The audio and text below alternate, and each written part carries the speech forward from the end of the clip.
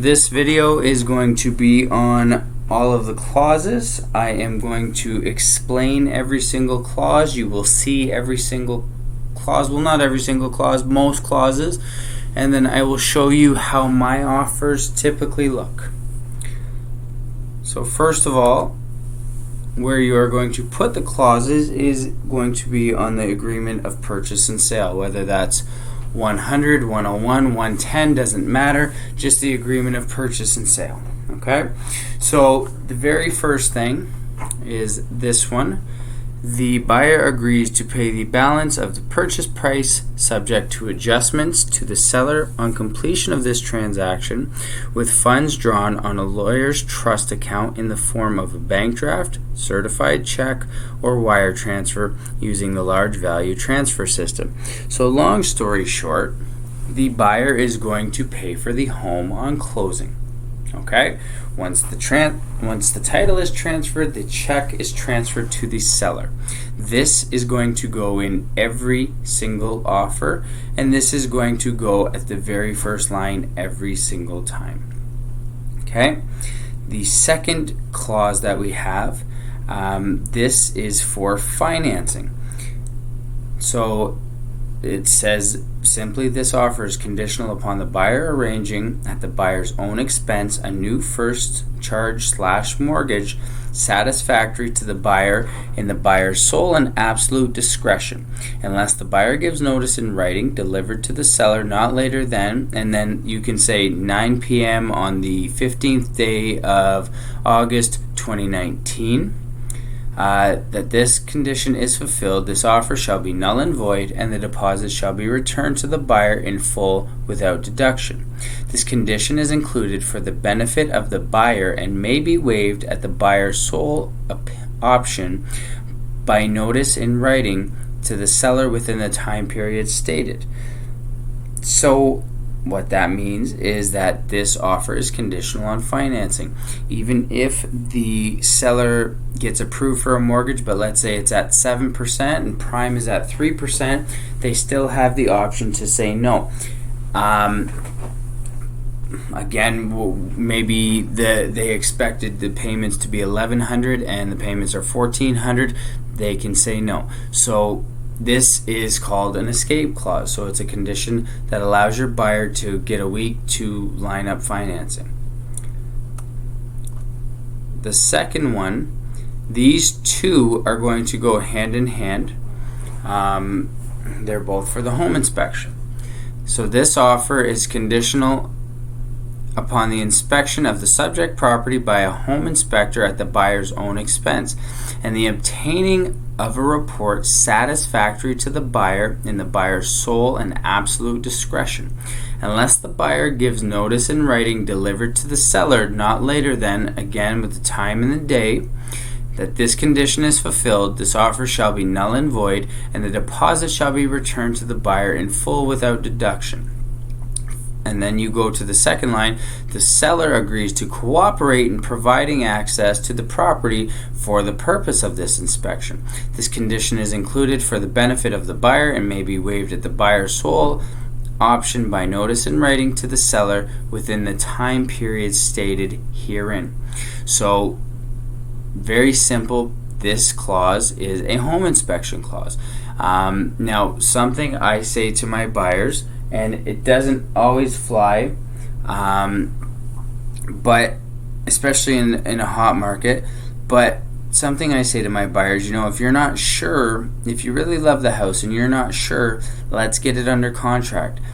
If we get a home inspection clause in there and we do 5 business days, you basically have tied the property up for a week, so it's yours to walk away from, versus thinking about it for 3 days and then it's sold.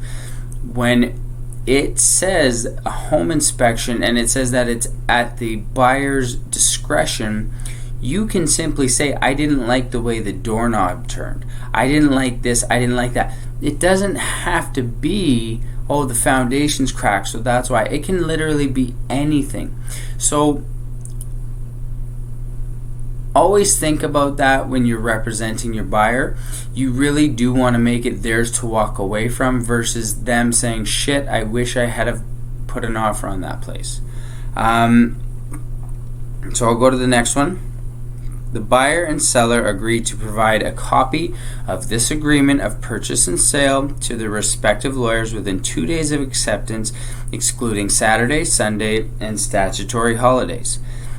Should such offer reveal deficiencies that either is not willing to accept or remedy, one must provide to the other in writing within the agreed upon time period of their intent not to complete the agreement of purchase and sale. All deposit money shall be returned to the buyer without interest or deductions. So that's very simple. Both parties are going to send it to their lawyer. The lawyers are going to review and make sure that it's all on the up and up.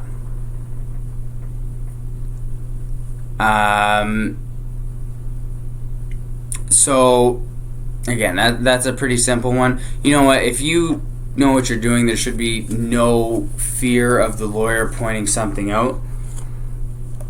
The only time where I think that might be valid is on a commercial deal or a multi-family deal, but for single family, it's extremely rare that a lawyer is going to find something that you missed. And if that's the case, then I really suggest that you make sure you're paying attention with your offers. Next one, seller acknowledges that he shall be responsible for paying all costs and penalties which may be applicable in discharging his existing financing from the real property. So long story short, if there is a penalty for the seller discharging their mortgage, they are responsible. Next clause, the buyer and seller acknowledge that there is not a seller property information statement provided to the buyer from the seller, which is attached to this agreement of purchase and sale. So when I first started real estate, it was a little more common to provide a seller property information sheet, which is basically warranting that you know there's no cracks, that if there is anything that you are disclosing it. Real estate has become a lot more litigious since I have started, so not so many people do it because they don't want to get sued for something. For example, if you say, hey, I know there's no crack, but there is a crack that you didn't know about, now you have it on paper that you guaranteed it, so you can get sued. So the industry has really shied away from that, but it's just something that it used to do. Go to the next page. The buyer shall have the right to view the property 2 further times prior to completion at a mutually agreed upon time, provided that the proper notice is given to the seller or seller's agent. The seller agrees to provide access to the property for the purpose of this viewing. So basically why I put 2 times is the first time they just want to see it, they want to remember what they bought, maybe they want to show their parents or their kids or whoever it may be. The second time is going to be for the final walkthrough. That one is going to be a little bit longer. That's where you're going to check the appliances work, the furnace, the AC, all that stuff is still working the day before or the week before the buyer purchases. Next clause, the buyer and seller acknowledge receiving written information on representation relationships and a confirmation as to who the real estate agents represent prior to signing this offer. The buyer and seller agree that all existing... Sorry, that's 2 separate clauses. So, to go back to this one, they've received written information. So, long story short, before you put an offer in, you should make sure that your buyer has signed a buyer agreement with you, so that they agree that you are their real estate agent for the next 2 months, 3 months, 6 months, whatever it is. And they understand that the selling agent represents the seller. If it's multiple representation, then you're going to represent both sides, providing it's not customer service on one side. The buyer and seller agree that all existing fixtures, including without limitation, all storm doors, storm and screen doors, windows, electrical fixtures, curtain rods, draperies, wall-to-wall carpeting, awnings, and built-in equipment, exterior ornamental lighting, and bathroom mirrors are included in the purchase price. So, I'm just going to take this really quickly up to page 2. So, if it is not in fixtures excluded, then it is staying with the house. To take it back to school, if it is a chattel, it doesn't stay unless otherwise stated. If it is a fixture, meaning you need a tool to remove it, then it is staying with the home unless otherwise stated. A chattel is something that you can move without unscrewing or anything. Like a fridge, you unplug it, you're able to move it. So that's why we put chattels included. But if it's a fixture, again, if you need any sort of tool to move it, then it should be staying with the home unless excluded in the offer. But it's always good to just put that in. Sorry, I lost my place here. Okay. Seller represents and warrants that chattels and fixtures as included in this agreement of purchase and sale will be in good working order and free from all liens and encumbrances on completion. Parties agree that this representation and warranty shall survive and not merge on completion of this transaction, but only apply to the state of the property at completion of this transaction.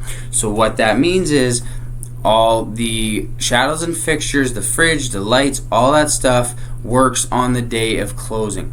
You do not owe money, or the seller does not owe money on any of that stuff. For example, they financed their kitchen appliances, and then once they move, they decided to not pay. It doesn't matter. You own them. They are warranting that everything is paid in full and everything is going to work. This line right here where it says that it does not merge means the day after, if the fridge dies, you're out of luck or your buyer's out of luck. But the day of closing, they are responsible to ensure that you have a working order fridge, light, whatever it is. Okay?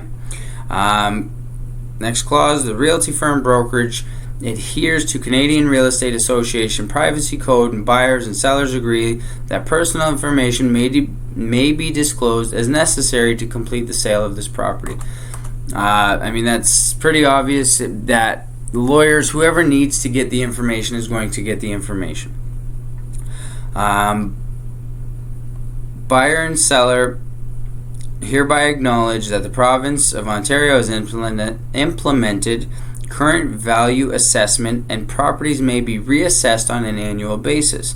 The buyer and seller agree no claim will be made against the buyer or seller or any brokerage or salesperson for any changes in property tax as a result of a reassessment of the property or errors made by the City of London or municipalities entered online. So what that means is if a house sells for $500,000 and the city has it pegged at $200,000, if they get wind, they might raise property taxes. They're just basically covering everybody's ass because ultimately we have no control over what the government does. This one I feel is pretty important. The next one, the seller warrants to the buyer that to the best of their knowledge this property has not been stigmatized by the following acts or occurrences: murder, suicide, or the growth or manufacture of illegal substances. You do not want to buy a murder house. You do not want to buy a house where somebody committed suicide.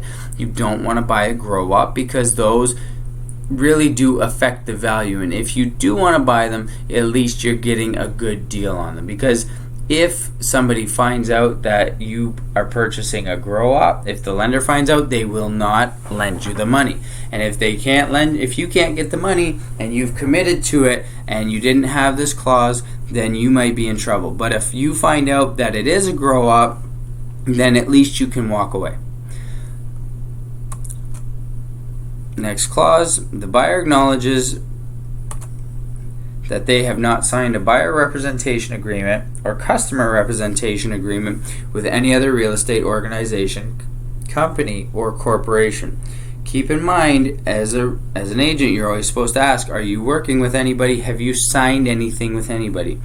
you can't always know if they have, because a lot of people have signed something and they might not even know that they have signed something. So it's just good to have that in there. Next clause, the parties acknowledge that any information provided by a real estate sales representative, broker, or brokerage company is not qualified construction, engineering, environmental, legal, tax, or zoning advice. So, long story short, anything that you as the agent say, you are giving the best of your advice, but take it with a grain of salt. This one is going to be a status certificate. So this is going to pertain to when you're purchasing a condo. Seller agrees to remove... Whoa. Sorry.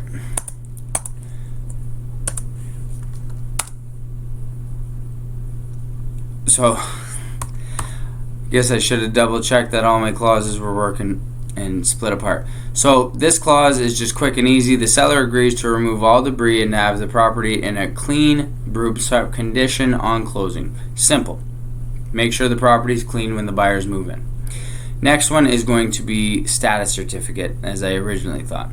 This offer is conditional upon the buyer and the buyer's lawyer reviewing the status certificate and attachments and finding the status certificate and attachments satisfactory to the buyer and the buyer's lawyer's sole and absolute discretion. The buyer / seller, now see, I put buyer, you can put seller. The buyer agrees to request at the buyer's expense the status certificate and attachments within 2 days of acceptance of this offer, unless the buyer gives notice in writing to the seller personally or in accordance with any other provisions for the delivery of notice in the agreement of purchase and sale or any schedule thereto not later than 5 p.m. on the 16th day 2019. That this condition is fulfilled, this offer shall be null and void, and the deposit shall be returned to the buyer in full without deduction. This condition is included for the benefit of the buyer and may be waived at the buyer's sole option by notice in writing to the seller as aforesaid within the time period stated herein. So long story short, within 2 days, your buyer is going to order a status certificate. The lawyer is going to review it. Now, today, I just want to point out the dates, okay? Because today is August 1st, so I'm giving 15 days. Sometimes status certificates take a while, so you want to make sure you have at least 2 weeks, okay? Because you can't control if the condo board is or is not hurrying up. Not everyone has the same sense of urgency when selling a property. At the end of the day, bankers, status people, they don't care because they're getting paid either way. They're not on commission like you are. So give yourself enough time, okay? This is another one that we haven't seen in a long time, but I think we're going to start seeing it a little more. This offer is conditional upon the sale of the buyer's property known as whatever the address is, unless the buyer gives notice in writing delivered to the seller personally or in accordance with any other provisions for the delivery of this notice in the agreement of purchase and sale or any schedule thereto not later than 9 p.m. on the 31st day of August 2019, that this condition is fulfilled, this offer shall be null and void, and the deposit shall be returned to the buyer in full without deduction. This condition is included for the benefit of the buyer and may be waived at the buyer's sole option by notice in writing to the seller as aforesaid within the time period stated herein. So, I'm just going to point out, and I'm sure you've realized this watching this video, every single one of these clauses will say this offer shall be null and void, this is for the buyer, blah, blah, blah. Okay? So for this, to go back to this clause, this is, I'm putting in an offer on your property, but my property has to sell, so it's conditional on my property selling. Again, today is August 1st. I just used this clause for the first time in probably 2 years, but today's August 1st, so we submitted the offer yesterday. So I asked for a month. My buyer to be able to have a month to firm up on their property. Okay? Now, this clause underneath will be added, and this is for the benefit of the seller. Ultimately, because they're not going to want to tie their property up for a month without being able to show it. So you say, during this time, the seller may continue to show or continue showings. If a second offer is received and accepted by the seller, the buyer will have 72 hours to make this agreement firm and binding, or this offer shall become null and void. So what that means is that the seller can continue to show the property. If they find somebody who gives them an acceptable offer, they then go to you, the buying agent, and say, listen, well, the listing agent would go to you and say, listen, we just signed another offer. You have 72 hours to either say yes or no. Either you're going to firm up or you're not. If you firm up, then the deal is still yours. And if you walk away, then the other offer becomes primary, and your offer is now null and void. I always push for 72 hours because that gives us 3 days to figure it out. Sometimes they will say 24 or 48, but remember, you're representing the buyer, so let's make this as good for you as we possibly can.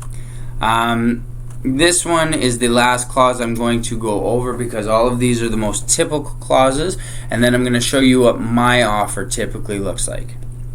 And this is strictly for trailers, or I can't even think of anything else. I guess some condos.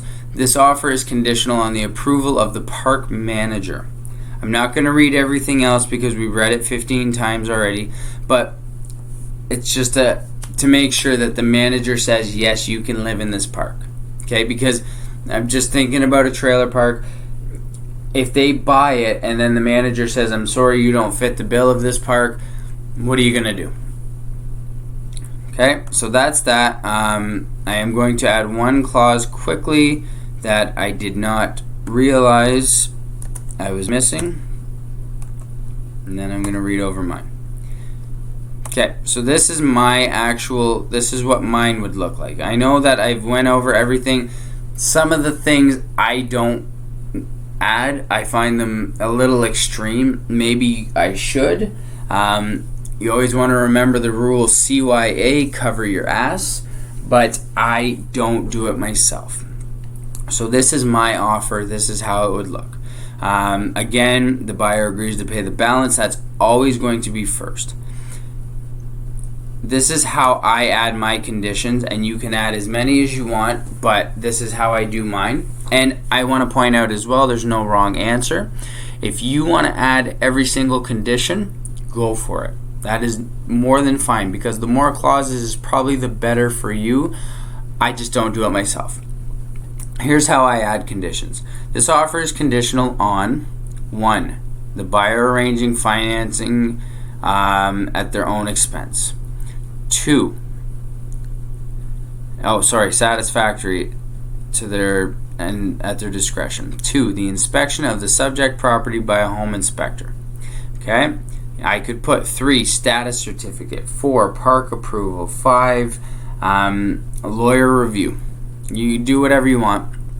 And then, unless the buyer gives notice in writing delivered on 9 p.m. on the 15th day of August 2019, condition is fulfilled, that these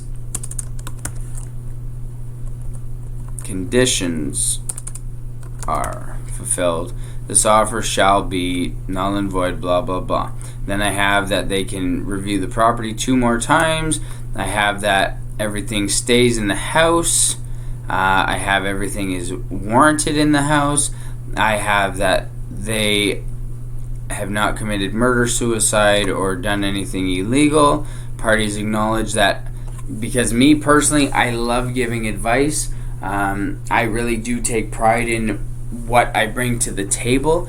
Doesn't always mean I'm right. I try my best, but I do add this clause. And finally, they agree to have it clean for my buyers when they move in.